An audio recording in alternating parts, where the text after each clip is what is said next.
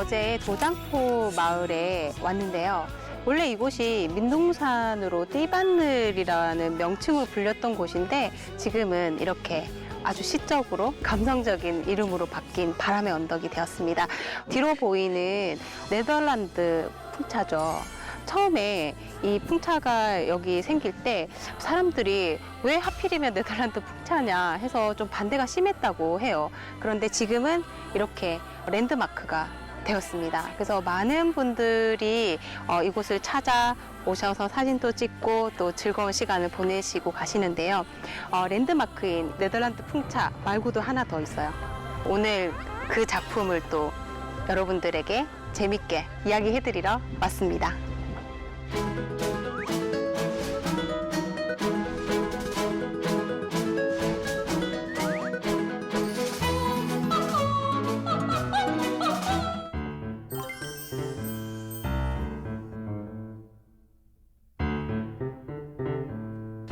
어떤 모양인지 느낌 오셨어요? 문어다리인가? 뭐 이렇게 생각하시는 분들도 계시긴 한데 자세히 보시면 위에 부분에 꼭지가 보이고요. 그리고 5개의 기둥이 있어요. 호박 모양이에요.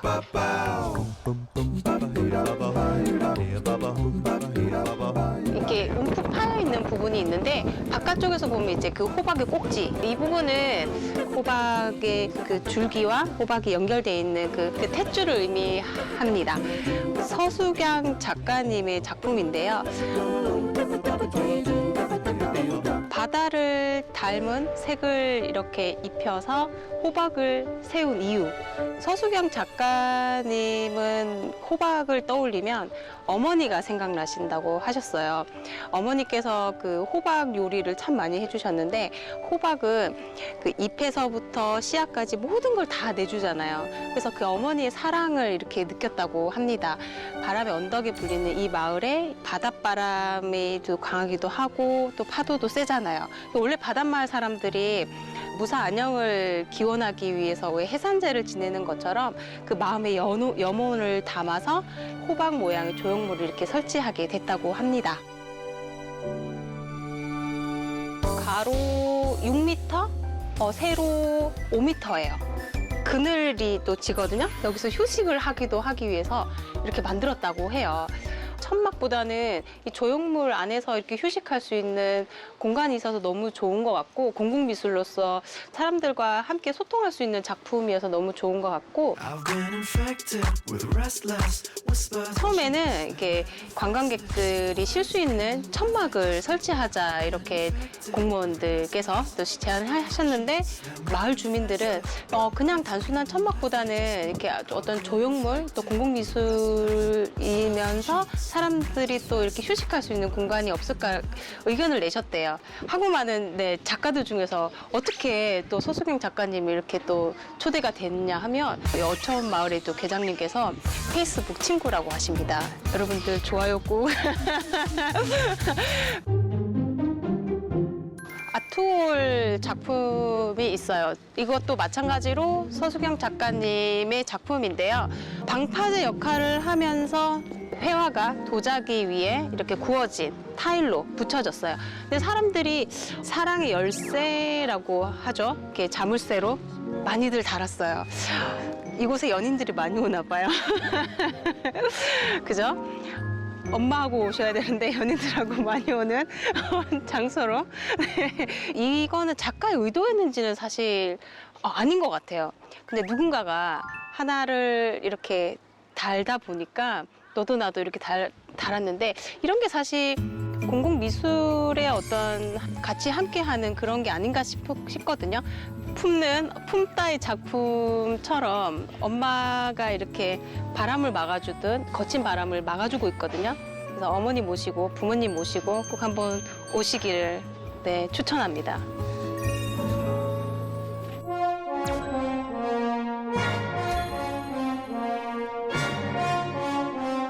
처음에 이 품다라는 작품을 딱 이렇게 걸어오면서 마주했을 때 뭐 문어 다리인가? 라는 생각을 했어요. 왜냐면 이런 유사한 다리를 표현된 작품이 하나 있거든요.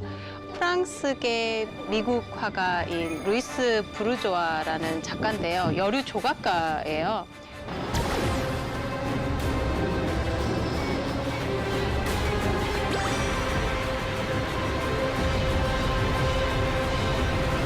이렇게 다리 모양인 거미라는 작품인데 사실 제명은 마망이라는 작품이에요. 엄마라는 의미인 거고 서수경 작가의 지금 호박, 이 호박 모양과 어떤 의미를 이렇게 생각해 보면 비슷한 것 같아요. 모성의 모티브를 두 분 다 표현했다라고 볼 수가 있어요.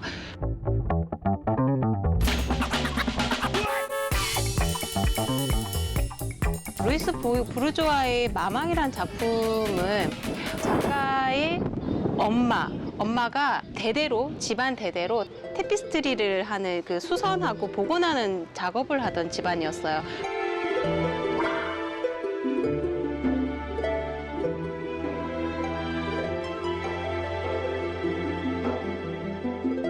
그래서 늘 엄마가 어떤 시를 풀고 수선하는 장면들을 어릴 적부터 봐왔기 때문에 거미가 시를 뿜고 이렇게 거미줄을 치는 그런 모습이 엄마를 떠올릴 수 있는 어떤 상징, 그런 모티브로 이제 생각을 하게 되면서 작업을 하게 된 거예요. 근데 부르조아는 사실 어릴 적부터 해서 어떤 트라우마가 있었어요. 아버지께서 영어 교사를 이렇게 붙여주셨는데 그 영어 교사가 한 집안에 같이 살면서 아버지의 정부가 됐던 거예요. 그런데 그 집안 사람들이 모두가 아는 사실을 그 누구도 이야기를 하지 않은 채 묵과하면서 그 10여 년을 살아요.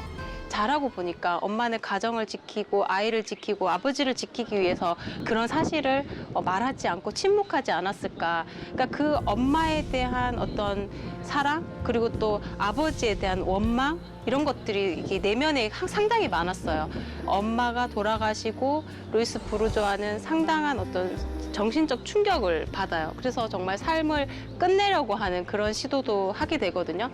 그때 이제 미술 작품들 조형을 만들고 하는 이게 치유 어떤 목적이 됐던 거예요. 원래 전공이 미술하는 사람이 아니었어요. 대수학, 기하학을 전공하던 사람이었는데 자신의 어떤 트라우마를 작품으로 승화시키다 보니까 이게 20세기에 너무 딱 맞아떨어진 거예요. 왜냐하면 현대미술의 개념은 사실 거의 트라우마라고 볼 수 있거든요. 그게 작품화되다 보니까 또 사람들에게 공감할 수 있는 또 이해할 수 있는 어떤 그 지점들이 생기더라는 거죠.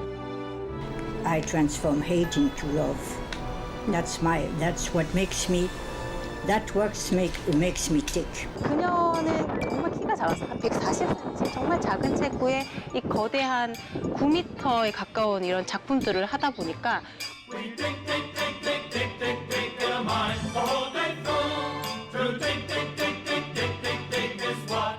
여성이 갖고 있는 자신의 어떤 내면이 갖고 있는 이런 표출을 했던 것에 대한 세계적으로 사람들이 이렇게 공감을 하게 됐던 거죠.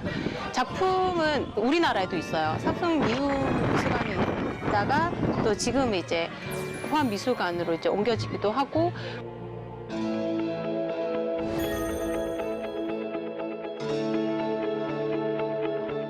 꽉 채워진 작품이 아닌 머리가 없습니다.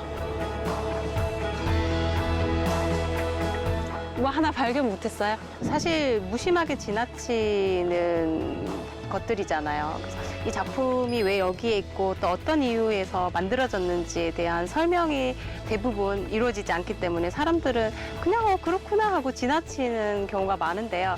작가의 어떤 의도 그리고 작품이 갖고 있는 의미 이런 것들을 전할 수 있어서 참 뜻깊고 또 기분 좋은 보람 있는 그런 시간이었던 것 같습니다. 앞으로도 또 명화 이야기, 또 거리의 조형물들 이야기 전해드릴 수 있도록 또 집필도 열심히 하고 또 다른 곳에서 강의에서 또 뵙도록 하겠습니다. 네, 감사합니다.